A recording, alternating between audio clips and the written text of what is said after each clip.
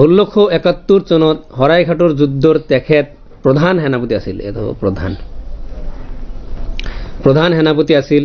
লাচিত বৰফুকনৰ নেতৃত্ব 1671 চনত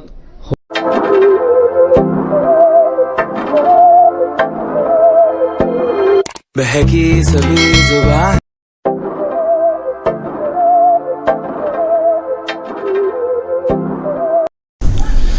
ডিয়াৰ স্টুডেন্টস, আজি আমি অহা 24 নৱেম্বৰ তাৰিখে লাচিত দিৱসত ভাষণ কেনেকৈ দিব লাগে সেই বিষয়ে বিতংকৈ আলোচনা কৰিম। গতিকে মৰমৰ ছাত্ৰ ছাত্ৰীসকল, তোমালোকে ধৈৰ্য সহকাৰে ভিডিঅ' ক্লাছটো স্কিপ নকৰাকৈ সম্পূৰ্ণ চাই থাকিবা।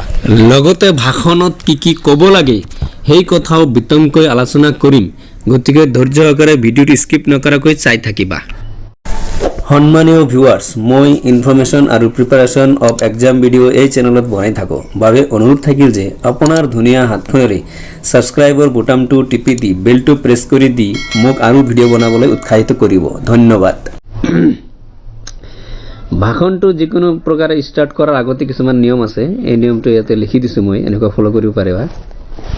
চোৱা, লাচিত দিৱসৰ ভাষণ। আই অসমীৰ সুসন্তান বীৰ যোদ্ধা লাচিত বৰফুকনৰ 400 সংখ্যক জন্ম জয়ন্তী উপলক্ষে আয়োজিত সভাৰ সন্মানীয় সভাপতি মহোদয়, মঞ্চত উপবিষ্ট সন্মানীয় অতিথিবৃন্দ, শ্ৰদ্ধাৰ শিক্ষাগুৰুসকল, মঞ্চৰ সন্মুখত বহি থকা দাদা বাইদেউসকল, মৰমৰ বন্ধু বান্ধৱীসকল আৰু ভাইটি ভণ্টিসকল, পোনপ্ৰথমতে সকলোকে লাচিত দিৱসৰ আন্তৰিক শুভেচ্ছা আৰু অভিনন্দন জ্ঞাপন কৰি মই মোৰ চমু বক্তব্যৰ আৰম্ভণি কৰিছোঁ। কিবা ভুল ভ্ৰান্তি হ'লে মোক ক্ষমা কৰি দিব। আৰু ইয়াতে বস্তুটো এনেকৈ দিব পাৰা, যেনেকুৱা শ্ৰদ্ধাৰ শিক্ষাগুৰু আছে, যদি হেডমাষ্টাৰ বা প্ৰিন্সিপাল থাকে তাকটো অলপ বেলেগকৈ ক'ব লাগিব। সন্মানীয় অতিথিবৃন্দ, শ্ৰদ্ধাৰ প্ৰিন্সিপাল মহোদয় বা শ্ৰদ্ধাৰ প্ৰধান শিক্ষক মহোদয়, এইটো বেলেগকৈ কৈ বাকীবিলাক চেম। নেক্সট, আজি আমি ইয়াতে মহাবীৰ লাচিত বৰফুকনৰ 400 সংখ্যক জন্ম জয়ন্তী পালনৰ উদ্দেশ্য একগোট হৈছোঁ। আজি 24 নৱেম্বৰ। প্ৰতি বছৰে 24 নৱেম্বৰৰ দিনটো সমগ্ৰ অসমতে লাচিত দিৱস হিচাপে পালন কৰা হয়। 1622 চনৰ 24 নৱেম্বৰ দিনটোতেই শিৱসাগৰত আহোম সাম্ৰাজ্যৰ মহান বীৰ তথা পৰাক্ৰমী যোদ্ধা লাচিত বৰফুকনৰ জন্ম হৈছিল। শৰাইঘাটৰ যুদ্ধত দেখুওৱা বিক্ৰমৰ ফলস্বৰূপে তেখেতৰ নাম অসমৰ বুৰঞ্জীত জিলকি থাকিব। নেক্সট, তেখেতৰ পিতৃৰ নাম আছিল মমাই তামুলী বৰবৰুৱা আৰু মাকৰ নাম আছিল নগেশ্বৰী আইদেউ।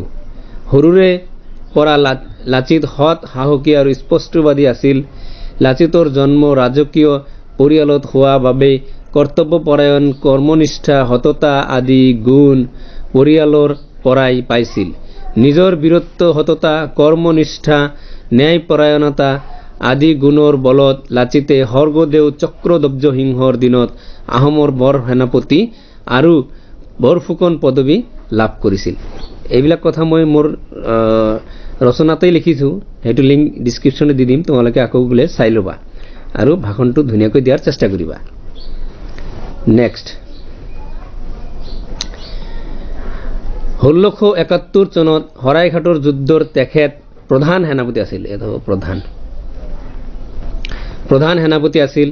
লাচিত বৰফুকনৰ নেতৃত্ব 1671 চনত হোৱা শৰাইঘাটৰ যুদ্ধত আহোমসকলে মোগলক পৰাজিত কৰিছিল।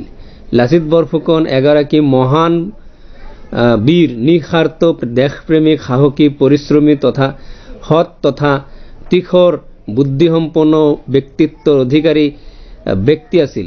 শৰাইঘাটৰ যুদ্ধৰ পাছত 1672 চনৰ 25 এপ্ৰিলত এই মহান যোদ্ধাগৰাকীৰ মৃত্যু হয়। অসমীয়া জাতিৰ গৌৰৱ তথা স্বাভিমান লাচিত বৰফুকনক স্মৰণ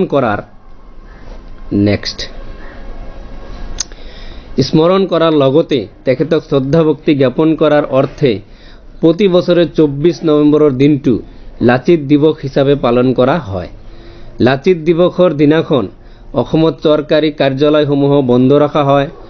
লাচিত বৰফুকনৰ জীৱনৰ লগত সংগতি ৰাখি বিদ্যালয় মহাবিদ্যালয় বিভিন্ন অনুষ্ঠান অনুষ্ঠিত কৰা হয়। লাচিত দিৱস প্ৰতিগৰাকী অসমীয়াৰ এটা গৌৰৱৰ দিন। এই বছৰ অৰ্থাৎ 2022 চনত আমি লাচিত বৰফুকনৰ 400 সংখ্যক জন্মজয়ন্তী পালন